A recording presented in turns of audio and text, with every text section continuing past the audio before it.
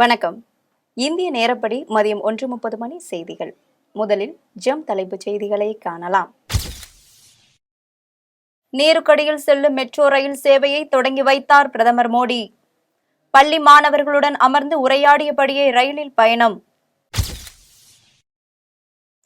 நீங்கள் நலமா எனும் புதிய திட்டத்தை தொடங்கி வைத்தார் முதலமைச்சர் மு.க. ஸ்டாலின். அனைத்து திட்டங்களின் பலன்களும் மக்களுக்கு நேரடியாக உதவும் என பேச்சு. சிறுமியின் கொலை விவகாரத்தால் புதுச்சேரி கடற்கரையில் வெடித்த போராட்டம். ஜிப்மர் மருத்துவமனையில் சிறுமியின் உடற்குருவு ஆய்வு. நாடாளுமன்ற தேர்தலில் அதிமுக கூட்டணியில் இணைந்தது அகில இந்திய ஃபார்வர்ட் பிளாக். பாகிஸ்தானில் கடும் பனிப்பொழிவு. 5 நாட்களில் 35 பேர் உயிரிழந்துள்ளதாக பேரிடர் மேலாண்மை ஆணையம் அறிவிப்பு. இனி விரிவான செய்திகளை காணலாம். கொல்கத்தாவில் நீருக்கடியில் செல்லும் மெட்ரோ ரயில் சேவையை பிரதமர் மோடி இன்று தொடங்கி வைத்தார். மேற்கு வங்கத்தில் 15,400 கோடி ரூபாய் மதிப்பிலான பல்வேறு மத்திய அரசின் நலத்திட்டங்களை பிரதமர் மோடி இன்று தொடங்கி வைத்தார். இதனையடுத்து கொல்கத்தா மெட்ரோ ரயில் நிர்வாகம் சார்பில் கவுரா மைதான் எம்பிளான்ட் மெட்ரோ வழித்தடத்தில் நாட்டிலேயே முதல் முறையாக நீருக்கடியிலான மெட்ரோ ரயில் சுரங்கப்பாதை ரயில் சேவையை பிரதமர் மோடி இன்று தொடங்கி வைத்தார். பின்னர் பிரதமர் மோடி பள்ளி மாணவர்களுடன் அமர்ந்து உரையாடியபடியே ரயிலில் பயணம் மேற்கொண்டார். நீங்கள் நலமா என்ற புதிய திட்டத்தை முதலமைச்சர் மு.க. ஸ்டாலின் சென்னையில் இன்று தொடங்கி வைத்தார். நீங்கள் நலமா என்ற புதிய திட்டத்தை சென்னையில் இன்று முதலமைச்சர் மு.க. ஸ்டாலின் தொடங்கி வைத்ததை அடுத்து முதல்வர் ஸ்டாலின் தொலைபேசியில் பயனாளிகளிடம் உரையாடினார். மேலும் இத்திட்டத்தில் அமைச்சர்கள், தலைமைச் செயலாளர், அனைத்து துறை செயலாளர்கள், துறை தலைவர்கள், மாவட்ட கலெக்டர்கள் என அனைத்து அதிகாரிகளும் பொதுமக்களோடு தொலைபேசியில் தொடர்பு கொள்வார்கள். பின்னர் நீங்கள் நலமா என்று கேட்டு அரசின் நலத்திட்டங்கள் மற்றும் அரசால் நிறைவேற்றப்படும் சேவைகள் குறித்தும் கருத்துகள் கேட்கப்படும். மேலும் மக்களை தேடி மருத்துவம், இல்லம் தேடி கல்வி, உங்கள் ஊரில் கலெக்டர் உள்ளிட்ட மக்களுக்கான திட்டங்களின் பலன்கள் மக்களுக்கு நேரடியாக போய் சேர்வதற்கு இந்த திட்டம் உதவியாக இருக்கும் எனவும் முதலமைச்சர் தெரிவித்துள்ளார். தொகை அனுப்பிச்சுட்டு இருக்கேன். போய் எடுக்கிறீங்களா, நேராக போய் வாங்குறீங்களா? அதுல ஏதாவது சிரமம் இருக்கா? குடும்ப செலவுக்கு அது பயனுள்ளதா இருக்கா?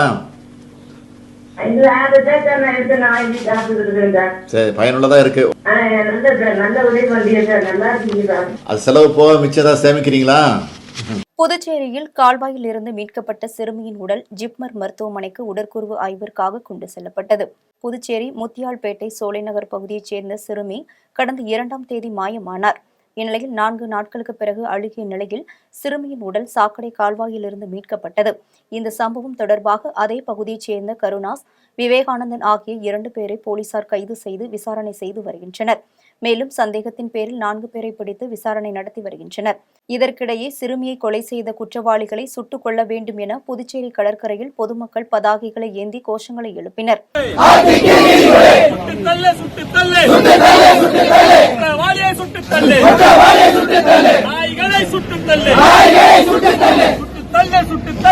இதனையடுத்து சிறுமியின் உடல் புதுச்சேரி ஜிப்மர் மருத்துவமனைக்கு உடற்கூறு ஆய்விற்காக கொண்டு செல்லப்பட்டது. நாடாளுமன்ற தேர்தலில் அதிமுக கூட்டணியில் அகில இந்திய ஃபார்வர்ட் பிளாக் கட்சி இணைந்தது. நாடாளுமன்ற தேர்தலுக்கான தேதி விரைவில் அறிவிக்கப்பட உள்ள நிலையில் அதிமுக கட்சியுடன் பாமக, தேமுதிக ஆகிய கட்சிகள் பேச்சுவார்த்தை நடத்தி வருகிறது. இந்நிலையில் நாடாளுமன்ற தேர்தலில் அதிமுக கூட்டணியில் அகில இந்திய ஃபார்வர்ட் பிளாக் கட்சி இணைந்துள்ளது.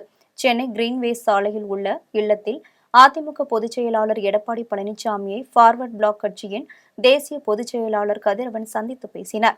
இந்த சந்திப்பின் போது கூட்டணி தொகுதி பங்கீடு குறித்து இரு கட்சிகளும் ஆலோசனை நடத்தியதாக தகவல்கள் வெளியாகியுள்ளது. மேலும் அதிமுக கூட்டணியில் தங்களுக்கு தேனி, ராமநாதபுரத்தில் ஏதேனும் ஒரு தொகுதியை வழங்க வேண்டும் என அகில இந்திய ஃபார்வர்ட் பிளாக் கட்சி கோரிக்கை வைத்துள்ளது. திண்டுக்கல்லில் பட்டா வழங்கும் விழா நடைபெற்றதில் உணவு மற்றும் உணவுப் பொருள் வழங்கல் துறை அமைச்சர் கலந்து கொண்டு பட்டா வழங்கினார். திண்டுக்கல் மாவட்டம் நத்தம் சட்டமன்ற தொகுதி உட்பட பொன்னாகரம் பகுதியில் பட்டா வழங்குதல் மற்றும் பல்வேறு நலத்திட்டங்களுக்கு அடிக்கல் நாட்டும் நிகழ்ச்சி மாவட்ட ஆட்சியர் பூங்குடி தலைமையில் நடைபெற்றது. இந்நிகழ்ச்சியில் உணவு மற்றும் உணவுப் பொருள் வழங்கல் துறை அமைச்சர் சக்கரபாணி கலந்து கொண்டு பட்டா வழங்கினார். பின்னர் செய்தியாளர்களிடம் பேசிய அவர், நத்தம் தொகுதி உட்பட 4 ஊராட்சிகளில் 605 பணியாளர்களுக்கு 7 கோடி ரூபாய் மதிப்பில் பல்வேறு நலத்திட்டங்கள் வழங்கப்பட்டுள்ளது எனவும் 3 ஊராட்சிகளுக்கு மத்திய அரசு நிதியிலிருந்து 10 கோடி ரூபாய் மதிப்பில் பல்வேறு நலத்திட்டங்கள் வழங்கப்பட்டதாகவும் கூறினார். மேலும் அவர் பேசுகையில், திராவிட முன்னேற்ற கழகத்தை அழிக்க வேண்டும் என்று நினைத்தவர்களாம் இன்றைக்கு எப்படி எந்த நிலைமையில் இருக்கார்கள் என்பதை நாடறியும், நாட்டு மக்கள் அறிவார்கள். ஏன் பத்திரிகையாளர்களும் ஊடக நண்பர்களும் அறிவீர்கள். எனவே இது ஆயிரங்காலத்து பயிர். தந்தை பெரியார், பேரறிஞர் அண்ணா, தலைவர் கலைஞர் அவர்கள், இன்றைய முதலமைச்சர் தியாகத்தாலும் தன்னுடைய உழைப்பாலும் தமிழ்நாட்டு மக்களுக்கு செய்திருக்கிற தொண்டுகள், அதே மாதிரி தியாகங்கள், திட்டங்கள் ஏராளம். எனவே எந்த கும்பனாலும் திராவிட முன்னேற்ற கழகத்தை அழிக்க முடியாது. மக்களுக்கு கொடுக்கக்கூடிய நிதிகளை வந்து கொள்ளையடிக்கிறதா சொல்லியிருக்காரு சார். மக்களுக்கு கொடுக்கக்கூடிய நிதியை வந்து கொள்ளையடிக்கிறதா சொல்லியிருக்காரு சார்.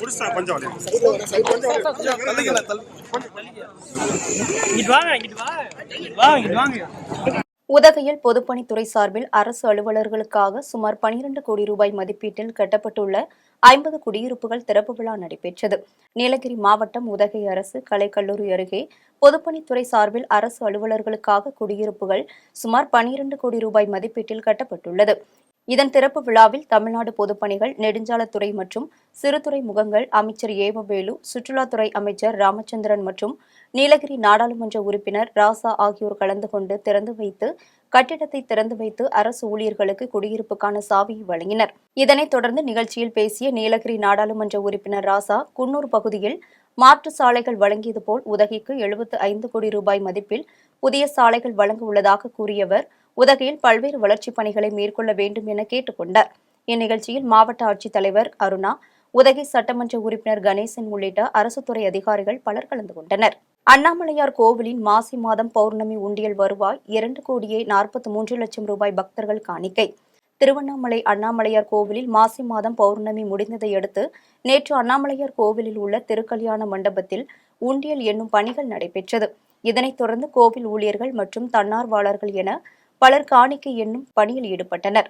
இதனையடுத்து மாசி மாதம் பௌர்ணமியையொட்டி கிரிவலம் மேற்கொண்ட பக்தர்கள் கோவில் வளாகத்தில் உள்ள உண்டியல் மற்றும் கிரிவல பாதையில் உள்ள உண்டியலில் 2,43,63,544 ரூபாயும் 165 கிராம் தங்கம் மற்றும் 1060 கிலோ வெள்ளியையும் காணிக்கையாக செலுத்தியிருந்தனர். குன்னூர் அருகே உணவு தேடி ரயில் பாதையில் 11 காட்டு யானைகள் முகாமிட்டுள்ளது. நீலகிரி மாவட்டம் குன்னூர் மேட்டுப்பாளையம் தேசிய நெடுஞ்சாலையில் வனப்பகுதியில் இருந்து உணவு மற்றும் தண்ணீர் தேடி யானைகள் மலை மாவட்டத்தை நோக்கி படையெடுத்து வருகின்றன. இந்நிலையில் KNR மரப்பாலம் பகுதியில் முகாமிட்டிருந்த 11 காட்டு யானைகள் குன்னூர் அருகே உள்ள ரன்னிமேடு ரயில் நிலையத்தை இரவு முகாமிட்டு அப்பகுதியில் உள்ள செடி கொடிகளை உணவாக உண்டு வருகிறது. இதனிடையே காட்டு யானைகள் நகர பகுதிக்குள் வராத வண்ணம் வனத்துறை காவலர்கள் 10க்கும் மேற்பட்டோர் யானைகளை கண்காணிக்கும் பணியில் ஈடுபட்டு வருகின்றனர். வேலூரில் ஆதிதிராவிடர் மாணவர்கள் விடுதியில் மாவட்ட கண்காணிப்பு அலுவலரும் ஆதிதிராவிடர் நலத்துறை ஆணையருமான லட்சுமி பிரியா ஆய்வு மேற்கொண்டார். வேலூர் மாவட்டம் அணைக்கட்டு மூலைகேட்டில் உள்ள ஆதிதிராவிடர் மாணவர்கள் விடுதியில் மாவட்ட கண்காணிப்பு அலுவலரும் ஆதிதிராவிடர் நலத்துறை ஆணையருமான லட்சுமி பிரியா ஆய்வு செய்தார். அப்போது மாணவர்கள் தங்குவதற்காக வசதிகள் சரியாக உள்ளனவா, உணவுகள் சுகாதாரமான முறையில் சமைத்து வழங்கப்படுகிறதா, கழிவறைகள் தூய்மையாக உள்ளனவா என ஆய்வு மேற்கொண்டு மாணவர்களிடமும் கேட்டறிந்தார். இந்த ஆய்வின் போது மாவட்ட ஆட்சியர் சுப்புலட்சுமி உள்ளிட்ட அதிகாரிகள் உடன் இருந்தனர். திருப்பூர் உப்பாறு அணைக்கு தண்ணீர் திறந்துவிட வலியுறுத்தி மாவட்ட ஆட்சியர் காரை முற்றுகையிட்டு விவசாயிகள் தர்ணா போராட்டத்தில் ஈடுபட்டனர். திருப்பூர் மாவட்டம் தாராபுரத்தில் உள்ள தனியார் திருமண மண்டபத்தில் மாவட்ட ஆட்சித்தலைவர் கிறிஸ்துராஜ் தலைமையில் 240 பயனாளிகளுக்கு இலவச வீட்டுமனை பட்டா வழங்கும் நிகழ்ச்சி ஆதிதிராவிட நலத்துறை அமைச்சர் கயல்விழி தலைமையில் நடைபெற்றது. இந்த நிகழ்ச்சியில் தாராபுரம் அருகே உள்ள உப்பாறு பாசன விவசாயிகள் 50க்கும் மேற்பட்டோர் மாவட்ட ஆட்சித்தலைவர் கிறிஸ்துராஜை சந்தித்து உப்பாறு அணைக்கு ஒரு TMC தண்ணீர் வழங்கும் நடவடிக்கை தொடர்பாக சந்தேகங்களை கேட்பதற்காக மண்டபத்தில் காத்திருந்தனர். இந்நிலையில் விவசாயிகளின் சந்தேகங்களுக்கு எந்த பதிலும் தெரிவிக்காமல் மாவட்ட ஆட்சியர் சென்றதாக கூறப்படுகிறது. இதனால் ஆத்திரமடைந்த உப்பாறு பாசன விவசாயிகள் மற்றும் நிர்வாக குழு உறுப்பினர்கள் மாவட்ட ஆட்சித்தலைவரின் காரை வழிமறித்து முற்றுகையிட்டனர். இதனைத் தொடர்ந்து அங்கிருந்த போலீசார் அவர்களை பேருந்தில் ஏற்ற முயன்றபோது விவசாயிகள் தரையில் அமர்ந்து தர்ணா போராட்டத்தில் ஈடுபட்டனர். கொடைக்கானல் வனப்பகுதியில் ஏற்பட்ட தீயை தீயணைப்புத் துறையினர் மற்றும் வனத்துறையினர் அணைக்கும் பணியில் ஈடுபட்டு வருகின்றனர். திண்டுக்கல் மாவட்டம் மேற்கு தொடர்ச்சி மலையில் அமைந்துள்ள கொடைக்கானல் நகர் பகுதியில் ஏரி சாலை அடுத்த பாம்பார்புரம் செல்லும் சாலையில் உள்ள வனங்களில் திடீரென தீப்பற்றி எரிந்தது. இந்த காட்டுத் தீயால் பல ஏக்கர் பரப்பளவில் உள்ள மரம், செடி, கொடிகள் அனைத்தும் தீக்கரையாகினது. இதுகுறித்து தகவல் அறிந்து வந்த கொடைக்கானல் தீயணைப்புத் துறையினர் மற்றும் வனத்துறையினர் இணைந்து பல மணி நேரம் போராடி தீயை அணைக்கும் பணியில் ஈடுபட்டு வருகின்றனர். சேலம் மேட்டூர் அருகே ஜலகண்டாபுரத்தில் நிச்சயதாரத்திற்கு குடும்பத்துடன் காரில் சென்ற இளம்பெண்ணை 6 பேர் கொண்ட கும்பல் கடத்தியதால் அப்பகுதியில் பரபரப்பு ஏற்பட்டது. சேலம் மாவட்டம் இளம்பிள்ளை பகுதியைச் சேர்ந்த ஐயப்பன் என்பவருக்கு பிரகதீஸ்வரி, அருணா என்ற 2 மகள்கள் உள்ளனர். ஐயப்பன் தனது மூத்த மகள் பிரகதீஸ்வரிக்கு நிச்சயதார்த்தம் செய்ய மேட்டூர் அடுத்த ஜலகண்டாபுரத்தில் உள்ள உறவினர் வீட்டிற்கு காரில் குடும்பத்துடன் சென்று கொண்டிருந்தார். அப்போது ஜலகண்டாபுரம் அருகே சின்ன பனிக்கனூர் பகுதியில் 6 பேர் கொண்ட கும்பல் காரை வழிமறித்து பிரகதீஸ்வரியை மற்றொரு காரில் கடத்த சென்றனர். இது தொடர்பாக பெண்ணின் தந்தை ஐயப்பன் ஜலகண்டாபுரம் காவல் நிலையத்தில் புகார் அளித்ததை அடுத்து புகாரின் பேரில் காவல்துறையினர் வழக்கு பதிவு செய்து விசாரணை நடத்தினர். விசாரணையில் பிரகதீஸ்வரி 2 வருடமாக ஹரி அரவிந்த் என்ற வாலிபரை காதலித்து வந்ததாகவும் ஹரி அரவிந்த் நண்பர்களின் உதவியுடன் பிரகதீஸ்வரியை கடத்தியதாகவும் தெரியவந்தது. இதனையடுத்து ஹரி அரவிந்த், பிரகதீஸ்வரி இருவரும் உடனடியாக திருமணம் செய்து கொண்ட புகைப்படத்தை பிரகதீஸ்வரியின் தன் பெற்றோருக்கு அனுப்பி வைத்தனர். சங்கரன் கோவிலில் 50% கூலி உயர்வு கேட்டு விசைத்தறி தொழிலாளர்கள் திடீர் சாலை மறியல் போராட்டத்தில் ஈடுபட்டனர். தென்காசி மாவட்டம் சங்கரன் கோவில் பகுதியில் விவசாயத்திற்கு அடுத்தபடியாக பிரதான தொழிலாக விசைத்தறி தொழில் இயங்கி வருகிறது. இதில் 10,000க்கும் மேற்பட்ட விசைத்தறி தொழிலாளர்கள் 50% கூலி உயர்வு கேட்டு 8வது நாளாக வேலைநிறுத்த போராட்டத்தில் ஈடுபட்டனர். இதனைத் தொடர்ந்து 2 ஆண்டுகளுக்கு ஒருமுறை 10% கூலி உயர்வு தர வேண்டும் என வலியுறுத்தி திடீரென சாலை மறியல் போராட்டத்தில் ஈடுபட்டனர். மேலும் உடனடியாக மாவட்ட நிர்வாகம், தொழிலாளர்கள் நலத்துறை இதில் தலையிட்டு சமூகமான தீர்வை பெற்றுத்தர வேண்டும் என விசைத்தறி தொழிலாளர்கள் கோரிக்கை விடுத்துள்ளனர். இதனையடுத்து சம்பவ இடத்திற்கு வந்த போலீசார் சாலை மறியல் போராட்டத்தில் ஈடுபட்டு வீடு சார்ந்த விசைத்தறி தொழிலாளர்களை கைது செய்தனர். அபுதாபியில் இருந்து சென்னை வந்த விமானத்தில் மறைத்து வைக்கப்பட்ட 2.5 கோடி ரூபாய் மதிப்புள்ள தங்க கட்டிகளை சுங்க இலாகா அதிகாரிகள் பறிமுதல் செய்தனர். சென்னை மீனம்பாக்கம் அண்ணா பன்னாட்டு விமான நிலையத்திற்கு அபுதாபியில் இருந்து வரும் விமானத்தில் பெருமளவில் தங்கம் கடத்தப்படுவதாக சுங்க இலாகா அதிகாரிகளுக்கு ரகசிய தகவல் கிடைத்தது. தகவலின் அடிப்படையில் சுங்க இலாகா அதிகாரிகள் அபுதாபியில் இருந்து வந்த பயணிகளை தீவிரமாக கண்காணித்தனர். பின்னர் சுங்க இலாகா அதிகாரிகள் விமானத்திற்குள் ஏறி சோதனை மேற்கொண்டனர். சோதனையின் போது 2.5 கோடி ரூபாய் மதிப்புள்ள 4.5 கிலோ தங்க கட்டிகள் கிடைத்தது. இதனையடுத்து 4.5 கிலோ தங்க கட்டிகளை பறிமுதல் செய்த அதிகாரிகள் தங்கத்தை கடத்தி வந்தவர் யார் என விசாரணை மேற்கொண்டு வருகின்றனர். வால்பாறையில் கலைஞர் நூற்றாண்டு விழாவை முன்னிட்டு மகளிர் இலவச பேருந்து சேவை மற்றும் நலத்திட்ட உதவிகள் வழங்கும் விழா நடைபெற்றது. கோவை மாவட்டம் வால்பாறையில் கலைஞர் நூற்றாண்டு விழாவை முன்னிட்டு கட்டணமில்லா மகளிர் இலவச பேருந்து சேவை மற்றும் நலத்திட்ட உதவிகள் வழங்கும் விழா பொள்ளாச்சி சாராட்சியர் கேத்தரின் தலைமையில் நடைபெற்றது. இந்த விழாவில் போக்குவரத்து துறை அமைச்சர் சிவசங்கரன் கலந்து கொண்டு 19 இலவச பேருந்துகளை கொடியசைத்து துவக்கி வைத்தார். பின்னர் 115 பயனாளிகளுக்கு தையல் இயந்திரங்களை நலத்திட்ட உதவிகளாக வழங்கியதை அடுத்து செய்தியாளர்களை சந்தித்து பேசினார். இவ்விழாவில் போக்குவரத்து கழக பொது மேலாளர், மாவட்ட செயலாளர் தளபதி முருகேசன் உட்பட பலர் கலந்து கொண்டனர். அந்த பேருந்துகள் எல்லாம் டெண்டர் விடப்பட்டு ஆணைகள் வழங்கப்பட்டு புதிய பேருந்துகள் வர ஆரம்பித்திருக்கிறது. தமிழ்நாடு முதலமைச்சர் அவர்கள் சென்னையிலே 100 பேருந்துகளை துவக்கி வைத்தார்கள். அதற்கு பிறகு கிட்டத்தட்ட 250 பேருந்துகள் அளவிற்கு புதிய பேருந்துகள் வந்து பழைய பேருந்துகள் 15 ஆண்டு காலம் ஓடிய அந்த பேருந்துகளை எல்லாம் மாற்றி இந்த புதிய பேருந்துகள் இயக்கப்படுகிறது. இந்த ஆண்டு நிதிநிலை அறிக்கையிலே 3000 பேருந்துகள் புதிய பேருந்துகள் வாங்குவதற்கு தமிழ்நாடு முதலமைச்சர் அவர்கள் நிதி ஒதுக்கி இருக்கிறார்கள். அந்த திட்டத்திலே மலைப்பகுதியில் இயங்குகின்ற பேருந்துகள் அத்தனையும் புதிய பேருந்துகளாக மாற்றுவதற்கு திட்டமிடப்பட்டிருக்கிறது. இந்த பகுதியிலே 87 மலைப்பகுதி பேருந்துகள் காட் ரூட் என்று சொல்லப்படுகின்ற அந்த பேருந்துகள் இயங்குகின்றன.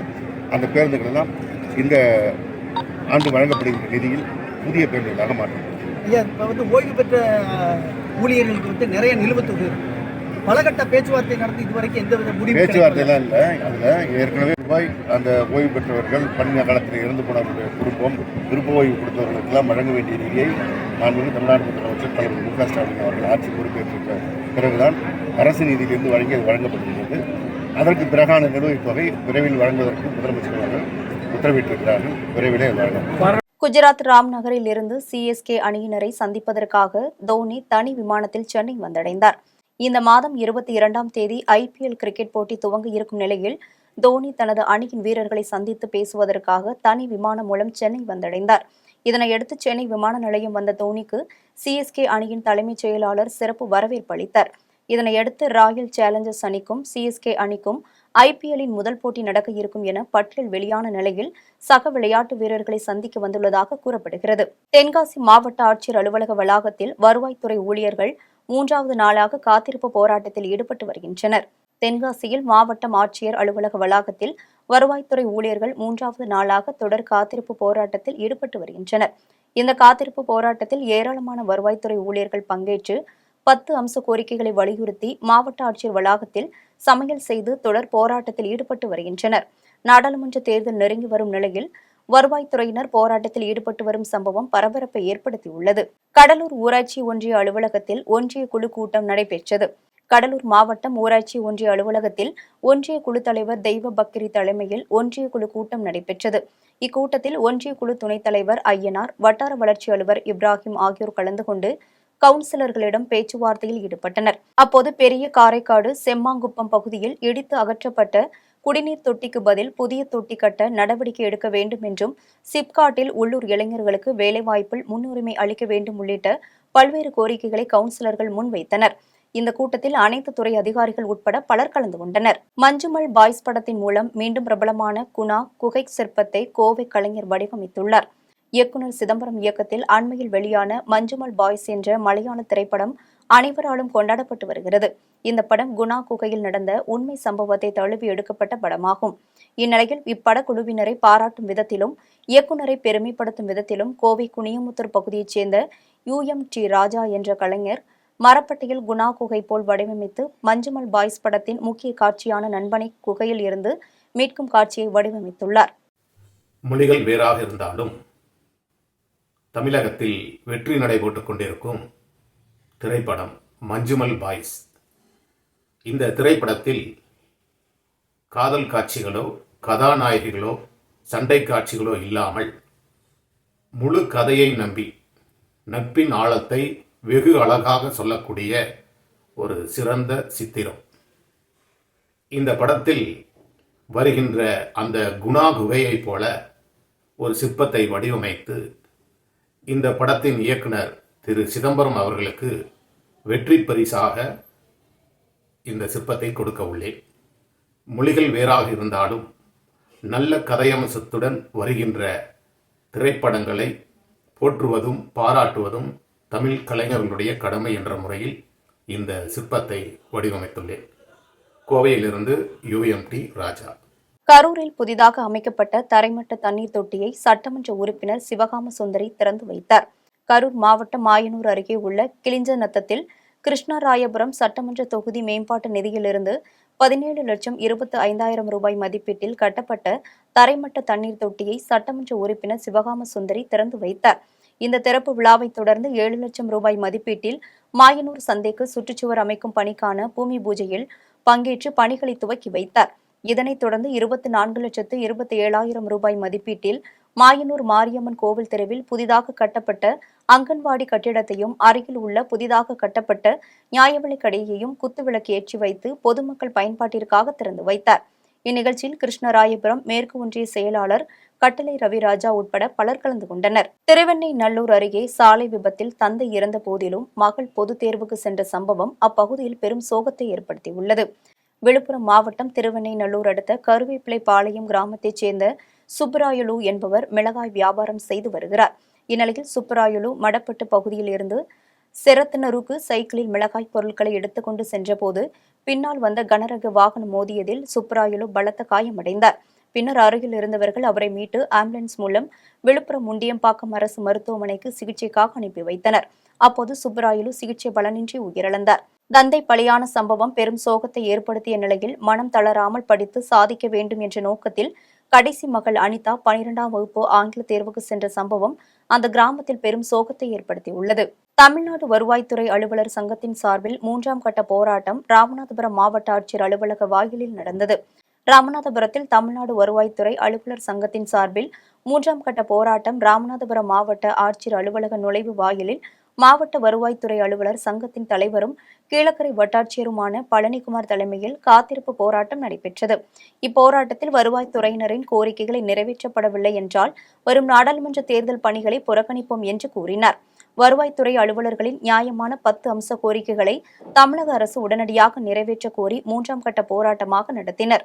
மேலும் இப்போராட்டத்தில் அலுவலக உதவியாளர் உட்பட பலர் கலந்து கொண்டனர். வருவாய் மற்றும் பேரிடர் மேலாண்மை துறை ஆணையர்கள் அலுவலகத்திற்கு முன்பாக இதேபோல் தமிழகம் முழுவதும் உள்ள 14,000 வருவாய்த்துறை அலுவலர்களும் சேர்ந்து இதேபோல் காத்திருப்பு போராட்டத்தில் இரவு பகலாக வருவாய் நிர்வாக ஆணையர் முன்பாக நடத்த திட்டமிட்டுள்ளோம். எனவே மாண்புமிகு முதலமைச்சர் அவர்கள் இந்த பிரச்சனையில் தலையிட்டு வருவாய்த்துறை அலுவலர்களின் கோரிக்கையை நிறைவேற்றி தர வேண்டும். அவ்வாறு நிறைவேற்றி தராவிடில் எதிர்வரும் பாராளுமன்ற தேர்தல் பணி அனைத்தையுமே தமிழ்நாடு வருவாய்த்துறை சங்கம் புறக்கணிப்பதாக திருவள்ளூரில் நடைபெற்ற மத்திய செயற்குழுவில் முடிவெடுக்கப்பட்டுள்ளது.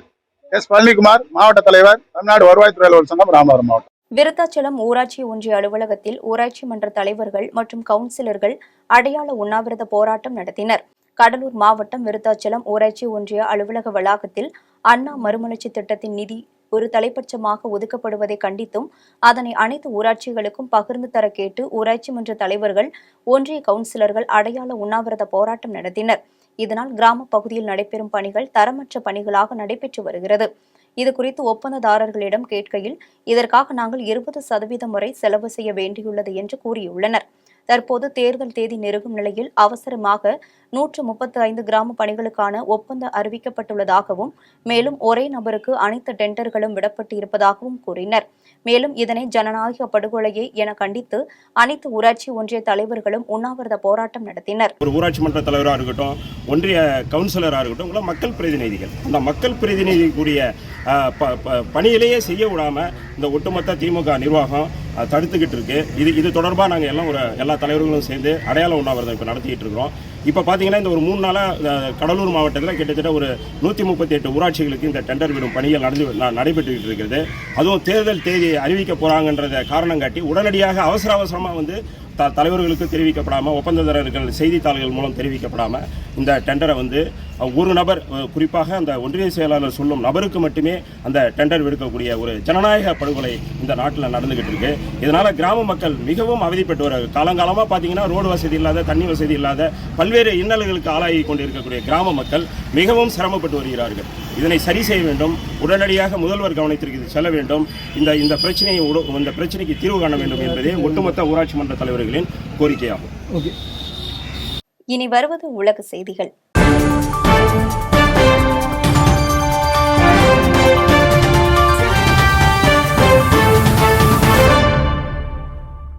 பாகிஸ்தானில் காணப்படும் கடும் பனிப்பொழிவால் கடந்த 5 நாட்களில் 35 பேர் உயிரிழந்துள்ளதாக மாகாண பேரிடர் மேலாண்மை ஆணையம் அறிவித்துள்ளது. பாகிஸ்தானில் தற்போது கடும் பனிப்பொழிவு நிலவி வரும் நிலையில் வடமேற்கு கைபர் கராச்சி மாகாணத்தில் பனிப்பொழிவு அதிகரித்துள்ளது. மேலும் தரையில் 7 அடி வரை உறைபனி தேங்கியுள்ளதால் போக்குவரத்து சேவைகள் முடக்கப்பட்டுள்ளது. தீவிர வானிலை பாகிஸ்தானில் வடக்கு மற்றும் மேற்கு பகுதிகளை தாக்கியதன் காரணமாக சாலைகளை அடைத்து நூற்றுக்கணக்கான வீடுகள் சேதமடைந்தன.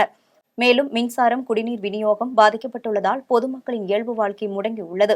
இதனிடையே பனிப்பொழிவு மற்றும் கடும் குளிர் காரணமாக கடந்த 5 நாட்களில் 35 பேர் உயிரிழந்துள்ளதாகவும் உயிரிழந்தவர்களில் பலர் நிலச்சரிவில் சிக்கி வீடுகளில் புதையுண்டதாகவும் மாகாண பேரிடர் மேலாண்மை ஆணையம் அறிவித்துள்ளது. இனி வருவது தங்கம், வெள்ளி விலை மற்றும் பங்குச்சந்தை நிலவரம்.